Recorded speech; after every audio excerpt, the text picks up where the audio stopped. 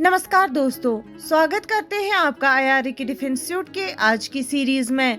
तो चलिए बात करते हैं प्राइवेट कंपनीज की हेजिटेशन के रीजंस इंडिया की डिफेंस इंडस्ट्री में एसपीवी मॉडल को अडॉप्ट करने में। इंडियन गवर्नमेंट का strategic partnership policy defence sector को बढ़ाने का एम रखती है, जिसमें प्राइवेट कंपनीज को फॉरेन कंपनीज के साथ मिलकर काम करने का मौका दिया जाता है। लेकिन इस पॉलिसी के लागू होने में कुछ मुश्किलात है, जैसे कि स्पेशल पर्पस व्हीकल्स यानी एसपीवीज का इस्तेमाल। ये मुश्किलात प्राइवेट कंपनीज को हिचकिचाहट में डालती है। इंडियन डिफेंस प्रोजेक्ट्स बहुत ही कॉम्प्लेक्स होते हैं और सरकारी नियमों और प्राइस कंट्रोल्स की वजह से प्राइवेट कंपनीज को मुनाफा कमाना मुश्किल हो जाता है। इसके अलावा सरकारी अप्रूवल पाने और बराबर का मैदान बनाने में भी मुश्किलात होती है। इंडियन डिफेंस सेक्टर में लॉन्ग टर्म प्लान की कमी भी है, जिसकी वजह से प्राइवेट कंपनीज को प्रोजेक्ट की सफलता का अंदाजा लगाने में परेशानी होती है।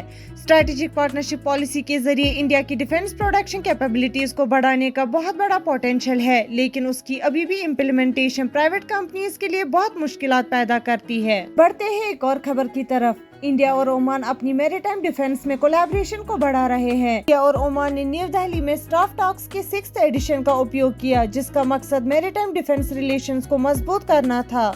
बातचीत का leadership commodore Jasim Mohammed Ali Al Balushi, DG ops and plans, और कॉमोडोर मनमीत सिंह खुराना, कॉमोडोर यानी एफसी ने किया। इस बातचीत में मैरीटाइम डिफेंस की security challenge, operational collaboration, information sharing, maritime domain awareness, training, meteorology, hydrography और टेक्निकल असिस्टेंस पर ध्यान दिया गया। इंडियन नेवी की डेलीगेशन ने आईएफसी आईओआर गुरुग्राम भी देखा और deputy chief of naval staff Indian Navy वदम तरुण सोपती से भी मुलाकात की। मिनिस्ट्री ऑफ डिफेंस ने कहा कि नियमित स्टाफ टॉक्स का आयोजन नेवल कॉपरेशन में हासिल फायदों को मजबूत करने और दोनों देशों के बीच मौजूदा पार्टनरशिप्स को गहराई तक बढ़ाने में अहम रोल निभाता है। बढ़ते हैं एक और खबर की तरफ।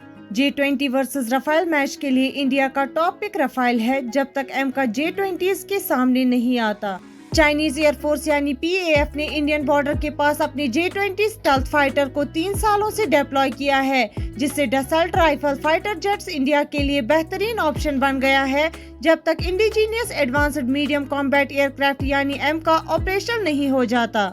J20 एक 5th जनरेशन स्टेल्थ फाइटर है, जिसमें एडवांस्ड स्टेल्थ टेक्नोलॉजी का इस्तेमाल किया गया है, जिससे उसका रडार क्रॉस सेक्शन यानी RCS कम होता है और उसकी डिटेक्टिबिलिटी घट जाती है। रफाल एक फ्रेंच मल्टी रोल फाइटर है, जो कि 4.5 जनरेशन फाइटर है, जिसमें स्टेल्थ फीचर्स और ऑप्टिमाइज्ड एरोडायनामिक्स है। इसकी स्टेल्थ, एजिलिटी और एडवांस्ड एवियोनिक्स की कॉम्बिनेशन इसे एक ताकतवर एयरक्राफ्ट बनाती है।